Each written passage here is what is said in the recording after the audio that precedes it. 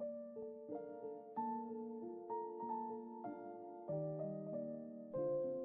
Friends, मैं हूं जर्ना पटेल और स्वागत है आप सभी का मेरी चैनल जर्नास रेसिपी में। तो फ्रेंड्स, आज हम पनीर पॉकेट बनाएंगे। तो पनीर पॉकेट का दूसरा नाम है डोमिनोज का जिंगी पार्सल। तो ये जिंगी पार्सल है वो बच्चों का एकदम फेवरेट होता है और ये खाने में भी एकदम टेस्टी लगता है। तो इसका आटा कैसे लगाना है, उसको फर्मेंट कैसे करना है और पनीर को कैसे मैरिनेट करना है, वो सारी टिप्स और ट्रिक्स मैं आपको ये वीडियो में दूंगी। तो चलिए रेसिपी की शुरुआत करते हैं। बनाते हैं पनीर पॉकेट यानी कि जिंगी पार्सल। तो सबसे पहले हम आटा लगाएंगे। तो उसके लिए मैंने यहाँ पर एक बड़ा बाउल ले लिया है। अब बाउल के अंदर हम 250 ग्राम मैदा लेंगे। तो ये मैदे को मैंने पहले छान लिया था। अब इसके अंदर हम स्वाद अनुसार नमक डालेंगे और आधी चम्मच चीनी डाल देंगे। चीनी डालने से हमारे आटे का फर्मेंटेशन एकदम अच्छा होता है। अब इसके अंदर मैंने 1 ग्राम फ्रेश ईस्ट डाला है। तो ये फ्रेश ईस्ट की जगह आप इसके अंदर ड्राई ईस्ट भी डाल सकते हो। तो आप ड्राई ईस्ट डालते हो तो आपको आधी छोटी चम्मच ड्राई ईस्ट लेना है। अब इसके अंदर मैंने 2 चम्मच तेल डाल दिया है। अब इसका हमें आटा लगाना है। तो इसके अंदर हम थोड़ा सा पानी डालेंगे। तो ये आटा लगाने के लिए हमें एकदम ठंडा पानी लेना है। तो पहले हम थोड़ा पानी डाल के ये आटे को अच्छे से पहले सारी चीज को आटे में मिक्स कर लेंगे। अब इसके बाद हम जरूरत के हिसाब से पानी डालते जाएंगे और इसका नरम आटा लगाएंगे। तो ये जिंगी पार्सल का आटा लगाने के लिए हमें एकदम ठंडा पानी ही लेना है, ताकि ठंडा पानी से ये आटे का फर्मेंटेशन अच्छा होता है। और ये आटा हमें सख्त नहीं लगाना है, आटा हमें एकदम सॉफ्ट लगाना है। तो इसी तरह से आपको जितनी जरूरत लगे उतना आप पानी लेकर आटे को इस तरह से पहले इकट्ठा कर लेना है और फिर उसके बाद ये आटे को हमें किचन प्लेटफॉर्म पर ले लेना है। तो ये बाउल को मैं हटा देती हूँ और ये किचन प्लेटफॉर्म के ऊपर हम थोड़ा सा ऑयल लगा देंगे ताकि आटा हमारा ज्यादा चिपके नहीं। अब इसके ऊपर मैंने आटा ले लिया है। अब आटे को हमें एकदम अच्छी तरह से मसलना है। तो आपको बीच बीच में जरूरत लगे तो आप ऑयल या तो फिर बटर लगाकर आटे को चिकना करके ये आटे को आप मसलते जाना।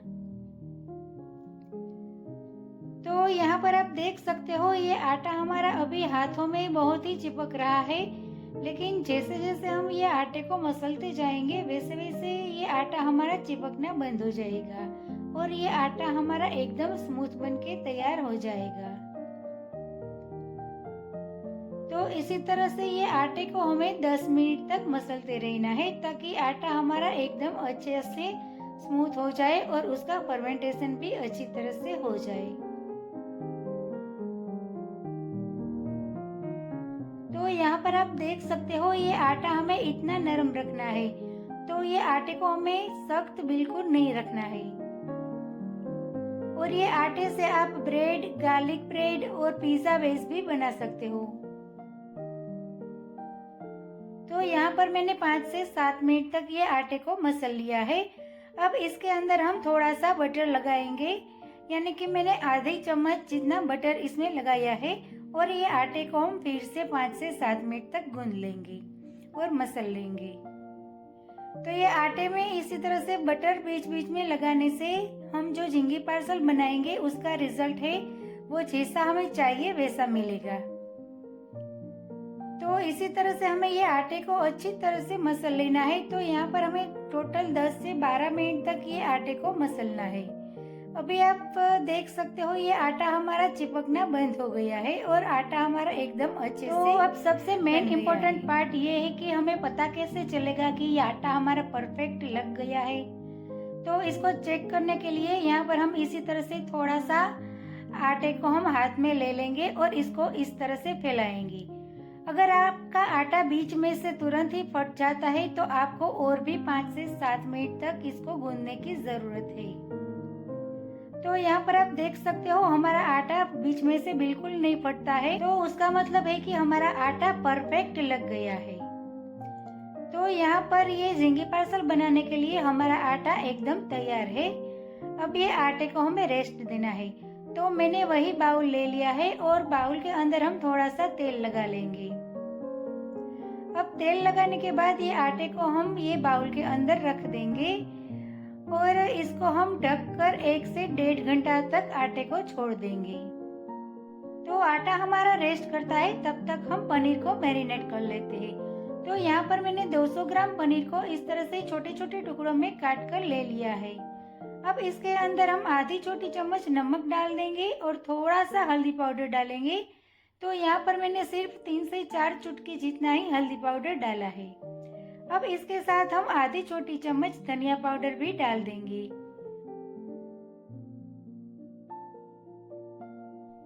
अब इसके साथ हम आधी छोटी चम्मच ओरेगानो भी डालेंगे। तो आप चाहो तो इसके साथ इसके अंदर चिली फ्लेक्स भी डाल सकते हो। और यहाँ पर मैंने आधा से थोड़ा कम नींबू का जूस डाला है। तो नींबू का जूस डालने से इसका मैरिनेशन का टेस्ट है वो एकदम बढ़िया आता है। अब इसके साथ मैंने 2 चम्मच ऑयल डाला है। तो ऑयल की जगह आप पिघला हुआ बटर भी डाल सकते हो। अब ये सारे मसाले को हमें ये पनीर के साथ अच्छे से मिक्स कर लेना है और ये पनीर के ऊपर हमें ये सारे मसाले को अच्छे से कोट कर लेना है। तो यहाँ पर मैं इसी तरह से पनीर को ऊपर नीचे हिलाते हुए ये मसाले को अच्छे से मिक्स कर लेती हूँ। तो यहाँ पर आप देख सकते हो ये पनीर के टुकड़ों में ये मसाला है वो अच्छे से चिपक गया है। तो ये पनीर को हम आधा से पौना घंटे तक इसी तरह से साइड में छोड़ देंगे ताकि ये सारे मसाले की फ्लेवर है वो ये पनीर के क्यूब में अच्छे से बैठ जाए। तो यहाँ पर आटे को भी 1 घंटा हो गया है, तो इसको भी हम चेक कर लेते हैं। तो ये आटे के अंदर हमने सिर्फ 1 ग्राम ही ईस्ट डाला है, ज्यादा ईस्ट हमें बिल्कुल नहीं डाला है। तो ये आटा हमारा है वो परफेक्ट है। तो जिस तरह से ब्रेड का आटा हम बनाते हैं और उसका फर्मेंटेशन एकदम ज्यादा होता है, उसी तरह से ये आटे का फर्मेंटेशन नहीं होगा। तो इसी तरह का आटा ही हमें ये पनीर पॉकेट के लिए चाहिए। तो अब हमें ये आटे में से रोटी के साइज के पेड़े बनाने हैं। तो यहाँ पर आपको ये पनीर पॉकेट छोटा बड़ा जिस साइज का करना है उस हिसाब से आपको ये पेड़े की साइज छोटी बड़ी लेनी है। तो यहाँ पर हम मीडियम साइज के यानी कि बहुत बड़ा भी नहीं और बहुत छोटा भी नहीं, इसी साइज का हम पनीर पॉकेट बनाएंगे। तो यहाँ पर मैंने मीडियम साइज का यानी कि रोटी के साइज का एक पेड़ा ले लिया है। अब इसे बेलने के लिए यहाँ पर मैंने एक बाउल में आधा पीली मकई का आटा और आधी सोजी ली है। तो ये दोनों को मैंने मिक्स कर दिया है। तो इसके अंदर आप आधा गेहूं का आटा भी डाल सकते हो, लेकिन गेहूं का आटा अगर आप डालते हो तो आप गेहूं का मोटा वाला आटा इसमें डालना। तो ये सूखा आटा लेकर इसी तरह से हमें ये पेड़े को पहले फैला लेना है। तो यहाँ पर आप देख सकते हो इसी तरह से उंगली की मदद से ये पेड़े को हमें फैलाना है। अगर आपको इस तरह से दिक्कत होती है तो आप इसको बेलन से बेल भी सकते हो। तो इसी तरह से मैंने यहाँ पर थोड़ा सा इस हाथ से फैला लिया है। अब बेलन की मदद से इसको मैं थोड़ा बेल लूंगी। तो इसकी साइज हमें पूरी से थोड़ी बड़ी बनानी है और रोटी से थोड़ी छोटी बनानी है, उसी साइज की हमें इसको बेल लेनी है। और उसकी थिकनेस हमें थोड़ी मोटी रखनी है। तो रोटी जितनी पतली हमें नहीं बनानी है, हम पराठा बनाते हैं उसी तरह की इसकी थिकनेस हमें रखनी है। अब इसको बेल लेने के बाद इसी तरह से हमें इसकी 3 साइड से इसी तरह से हमें फोल्ड कर देना है। तो यहाँ पर आप देख सकते हो मैंने किस तरह से ये तीनों साइड को फोल्ड किया है। इसी तरह से हमें इसको फोल्ड कर देना है। अब इसके बीच में हम आधी चम्मच मायोनीज रखेंगे। तो यहाँ पर हमने ये मायोनीज है वो कोई भी फ्लेवर का नहीं लिया है, प्लेन मायोनीज ही लिया है। अब यहाँ पर हमने जो पनीर को मैरिनेट करके रखा था वो भी अच्छे से मैरिनेट हो गया है। तो ये पनीर के क्यूब भी हम ये मायोनीज के ऊपर रख देंगे। तो यहाँ पर हम 4 से 5 क्यूब पनीर का रख देंगे। तो इसी तरह से पनीर रखने के बाद हमारा ये ट्रायंगल शेप है, उसके 3 कोने हैं। तो ये 3 कोने में से हमें 2 कोने में पानी लगाना है। तो इसी तरह से ब्रश की मदद से मैं इसके 2 कोने में हम पानी लगा देंगे।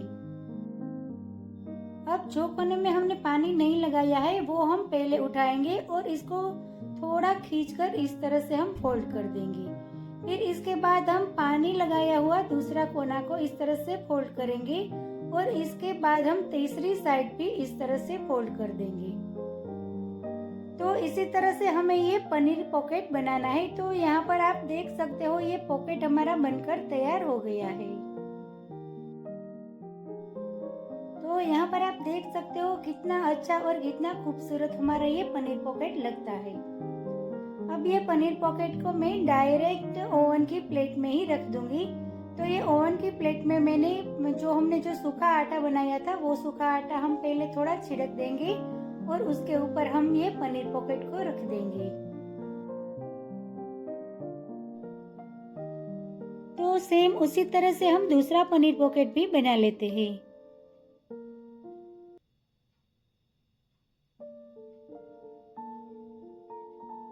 तो उसके लिए भी मैंने रोटी को बेल ली है और इसके तीनों साइड्स को इसी तरह से हमें फोल्ड कर देनी है और इसके बीच में हमें आधा चम्मच मायोनीज रख दिया है और इसके ऊपर हम 4 से 5 क्यूब पनीर का रख देंगे। अब इसकी 2 साइड्स को हमें पानी लगा देना है और बिना पानी की साइड्स हमें पहले फोल्ड करनी है और उसके ऊपर हम पानी वाली दोनों साइड्स को फोल्ड कर देंगे। तो ये पनीर पॉकेट में हमें ये तीनों साइड्स को अच्छे से चिपका देनी है ताकि उसको बेक करते समय ये खुले नहीं। अब दूसरा पनीर पॉकेट भी बनकर तैयार है। अब सेम उसी तरह से हम सारा पनीर पॉकेट बना लेंगे।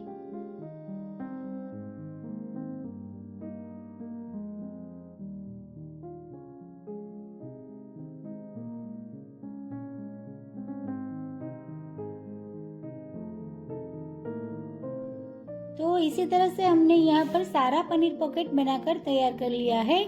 तो ये सारे पनीर पॉकेट को हम ये प्लेट में ले लेते हैं। तो ये प्लेट में हम ये पनीर पॉकेट रखते हैं तो 2 पनीर पॉकेट के बीच में हमें थोड़ी थोड़ी जगह छोड़ देनी है ताकि इसको हम बेक करेंगे तो वो फूलेंगे। इसलिए इसके बीच में हमें इसी तरह से थोड़ी थोड़ी जगह छोड़ देनी है। अब यहाँ पर मैंने ये सारा पनीर पॉकेट को बनाकर तैयार कर लिए है और एक प्लेट में भी निकाल लिया है। अब इसके ऊपर हमें एक कपड़ा ढक देना है और इसको हमें आधा घंटे तक इसी तरह से ढककर छोड़ देना है। तो यहाँ पर मैंने ये कपड़ा ढककर इसको छोड़ दिया है। तो आधे घंटे के बाद इसको हम देखेंगे। तो ये प्लेट में थोड़ी जगह थी तो मैंने और 2 पनीर पॉकेट बनाकर इसमें रख दिए थे। अब इसके ऊपर हमें इसी तरह से थोड़ा थोड़ा बटर लगा देना है। तो बटर की जगह आप थोड़ा दूध भी लगा सकते हो, लेकिन बटर से थोड़ा टेस्ट भी अच्छा आता है और उसके ऊपर से एकदम कलर और उसका टेक्सचर है वो भी अच्छा दिखता है। तो यहाँ पर मैंने ये सारे पनीर पॉकेट में बटर लगा दिया है। अब ये सारे पनीर पॉकेट को हम ओवन में बेक करेंगे। तो ओवन को मैंने पहले 180 डिग्री पर यानी कि 180 डिग्री पर उसको प्रीहीट कर लिया था। अब इसको हम 180 डिग्री के ऊपर 10 मिनट तक बेक करेंगे।